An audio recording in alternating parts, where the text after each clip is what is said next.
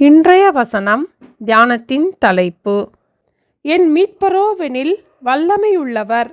எரேமியா 50 அதிகாரம் 34 வசனம். அவர்களுடைய மீட்பரோவெனில் வல்லமையுள்ளவர், சேனைகளின் கர்த்தர் என்பது அவருடைய நாமம். தேசத்தை இளைப்பாற பண்ணுவதற்கும் பாபிலோன் குடிகளை தத்தளிக்க பண்ணுவதற்கும் அவர்களுடைய வழக்கை அவர் நடத்துவார். நம்மை மீட்டு கொள்ளும்படி நம் வல்லமையுள்ள மீட்பர் நம்மோடு இருக்கிறார். சேனைகளின் கர்த்தர் என்பது அவருடைய நாமம். சேனைகளின் கர்த்தர் என்ற வார்த்தை பல தடவைகள் எரேமியா தீர்க்கதரிசியின் புஸ்தகத்தில் கூறப்பட்டுள்ளது. ஹெவன்லி ஆர்மீஸ் என்று நியூ லிவிங் டிரான்ஸ்லேஷனில் நாம் வாசிக்கிறோம். பரலோக சேனை என்ற நாமத்தை உடைய நம் மீட்பரோ வல்லமை உள்ளவர். அவரைப் போல யாருமே நம்மை மீட்டுக்கொள்ள முடியாது.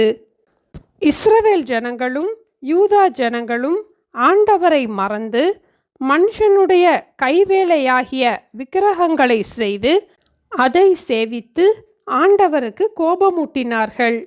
அந்த நாட்களிலே உலகிலேயே பெரிய சாம்ராஜ்யமான பாபிலோனியர்கள் அவர்களை சிறைப்பிடித்து கொண்டு போனார்கள்.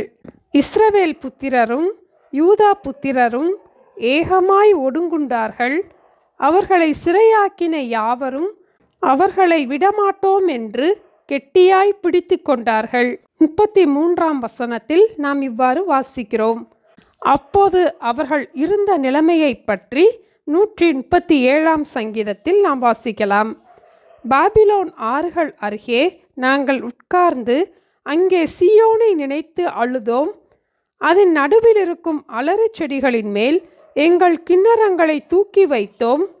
எங்களை சிறைப்பிடித்தவர்கள் அங்கே எங்கள் பாடல்களையும் எங்களை பாழாக்கினவர்கள் மங்கள கீதங்களையும் விரும்பி சீயோனின் பாட்டுகளில் சிலதை எங்களுக்கு பாடுங்கள் என்று சொன்னார்கள். கர்த்தரின் பாட்டை அந்நிய தேசத்தில் நாங்கள் பாடுவதெப்படி? அப்போது ஆண்டவர் அவர்களுக்கு இந்த வாக்குத்தத்தத்தை கொடுத்தார். பரலோக சேனைகளின் கர்த்தர் என்பது அவருடைய நாமம். அவருடைய ஜனங்களை இளைப்பாற பண்ணுவதற்கு அவர்களுடைய வழக்கை வல்லமையுள்ள மீட்பரே அவர்களுக்காக நடத்தினார். பெர்சியா ராஜாவாகிய கோரேஸ் காலத்தில் அவர்கள் விடுதலை பெற்று மீண்டும் எருசலேமுக்கு திரும்பினார்கள். நேபுகாத்நேச்சார் எருசலேமிலிருந்து கொண்டு வந்து தன் தேவனுடைய கோவிலிலே வைத்திருந்த கர்த்தருடைய ஆலயத்து பணிமுட்டுகளையும் கோரேஸ் ராஜா எடுத்து கொடுத்தான்.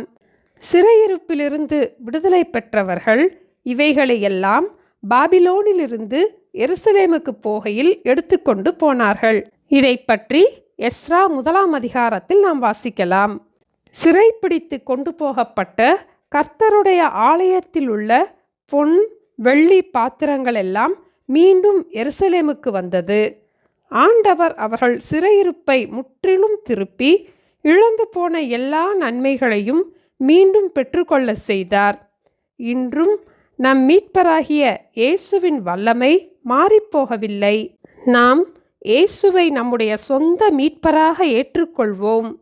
அவரிடத்தில் வேண்டிக் கொள்ளும் போது அவருடைய வல்லமையின்படியே நம்முடைய வழக்கை மிகவும் நிச்சயமாக நடத்துவார். இழந்த நன்மைகளை மீண்டும் தருவார். He will most certainly plead their case என்று ஆம்பிளிஃபைட் பைபிளில் நாம் வாசிக்கிறோம். வல்லமையுள்ள நம்முடைய மீட்பரான இயேசுவை உறுதியாய் பற்றி கொள்வோம். விசுவாசத்தோடு இந்த வசனத்தை நாம் வாசிப்போம். என்னுடைய மீட்பரோவெனில் வல்லமையுள்ளவர், சேனைகளின் கர்த்தர் என்பது அவருடைய நாமம். என்னுடைய வழக்கை அவர் நடத்துவார். ஜெபிப்போமா? எங்களை நேசிக்கிற எங்கள் அன்பின் ஆண்டவரே, ஆண்டவரை விட்டு நாங்கள் தூரம் போயிருந்தாலும் எங்களை ஒரு விசை மன்னிக்க வேண்டுமாய் ஜெபிக்கிறோம் அப்பா. நாங்கள் இழந்து போன எல்லா நன்மைகளையும் மீண்டும் பெற்றுக்கொள்வதற்கு வல்லமையுள்ள மீட்பராக எங்களோடு கூட இருந்து எங்களை மீட்டுக்கொள்ள வேண்டுமாய் இயேசுவின் நாமத்தில் ஜெபிக்கிறோம் பிதாவே. ஆமேன். Thank you. Have a blessed day.